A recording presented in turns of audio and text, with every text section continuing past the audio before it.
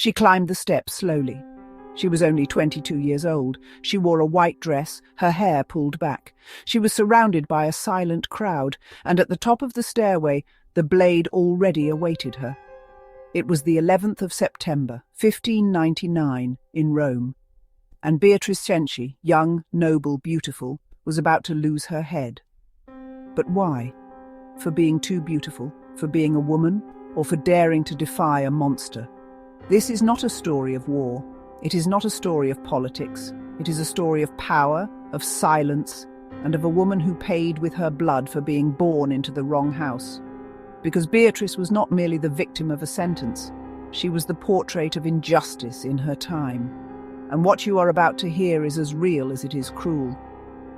To understand this execution, we must return to the beginning, to the Cenci mansion, one of the wealthiest and most influential surnames in Rome, a palace that concealed horror behind marble facades, and a father named Francesco Cenci, a man feared even by his own servants. Francesco Cenci was not merely wealthy, he was powerful. He controlled fortunes, lands, and titles. But there was something rotten in that family, something the neighbors whispered about, something the servants knew, but that no one dared speak aloud. Francesco had an obsession, and that obsession had a name: Beatrice, his own daughter. She was born in 1577 in a Rome where being a woman was already a condemnation. Being a woman and beautiful, even worse. Being a woman, beautiful, and the daughter of Francesco Cenci? A curse. Because Francesco did not see Beatrice as a daughter. He saw her as a possession, a piece of property, and he treated her as such. Beatrice's early years were spent in a gilded prison.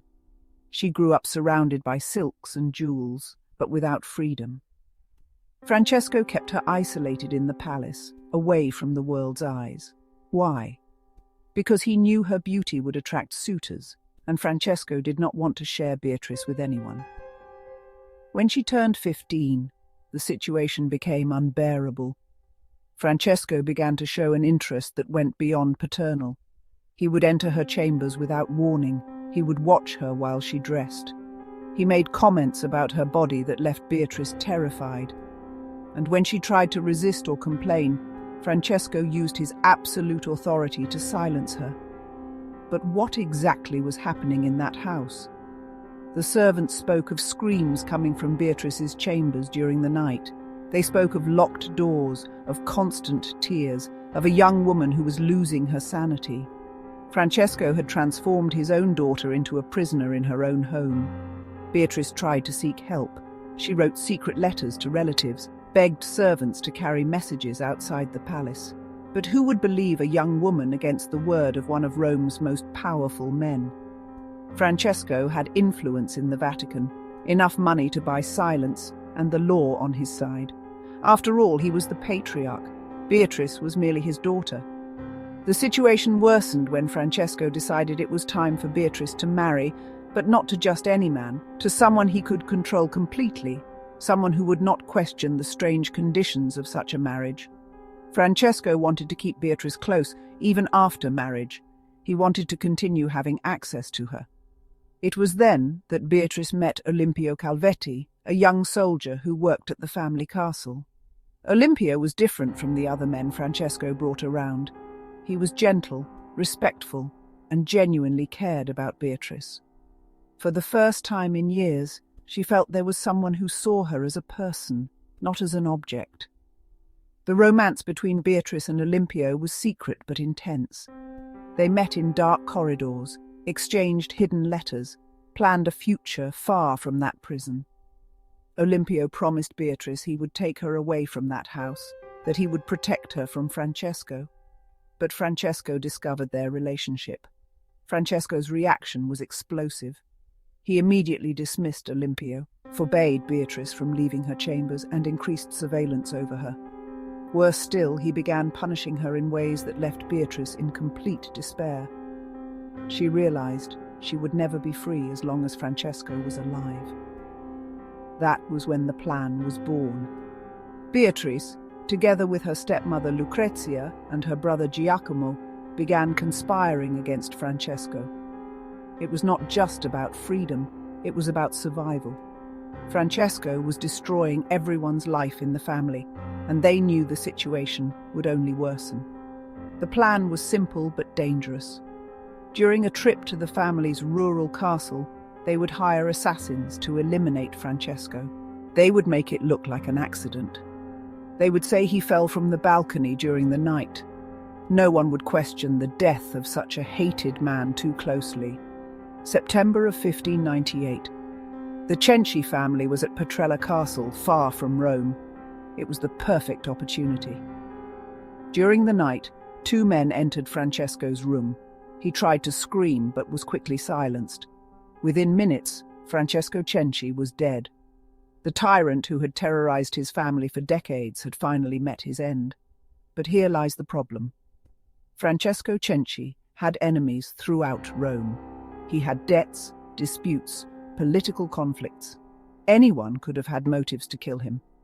Why did they immediately suspect the family? Why did Beatrice become the primary suspect? The answer is simple and cruel. Because she was a woman, because she was beautiful, and because Pope Clement VIII needed an example. Rome was full of powerful families who thought they were above the law. The Pope wanted to show that no one, not even a beautiful young woman from a noble family, could commit crimes and escape unpunished. The investigation was a farce. The interrogators used brutal methods to extract confessions. They tortured servants until they confirmed whatever version the investigators wanted to hear. And when they reached Beatrice, they had already decided she was guilty. Beatrice was imprisoned along with her entire family. For months they remained in damp, dark cells, awaiting a trial whose outcome was already predetermined. The Pope had decided the Cenci family would be an example for all of Rome. They would all be executed. But why did Beatrice specifically become the focus of all attention? Why did the posters of the time always show her face? Why did all of Rome speak of her beauty before even mentioning her alleged crimes? The answer is disturbing, because Beatrice's beauty was troubling. In a society controlled by old, powerful men, a beautiful young woman who dared to defy paternal authority was a threat. The trial was theatre. Beatrice tried to defend herself, explained the years of suffering, described the abuse she endured at Francesco's hands, but none of it mattered. The judges did not want to hear about Francesco's atrocities. They only wanted to confirm Beatrice's guilt. When the sentence was read, all of Rome was shocked, not by Beatrice's guilt, but by the cruelty of the punishment. A 22-year-old woman would be publicly beheaded. Her brother Giacomo would be tortured before execution. Only the youngest son was spared for being underage. In the days leading up to the execution, something strange happened in Rome. The people began to mobilize. Nobles, merchants, even clerics began pleading for mercy for Beatrice. They said she was too young, that she had suffered enough, that the punishment was disproportionate to the crime.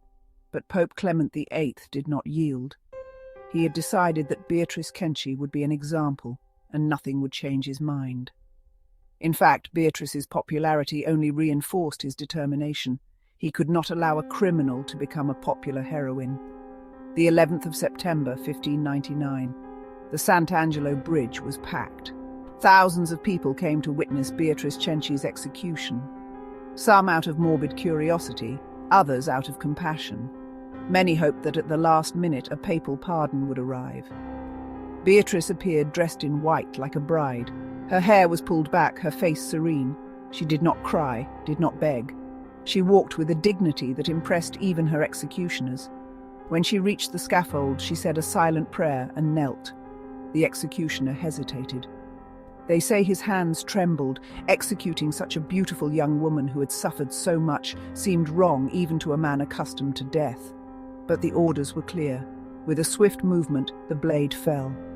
Beatrice Cenci was dead. The crowd fell silent.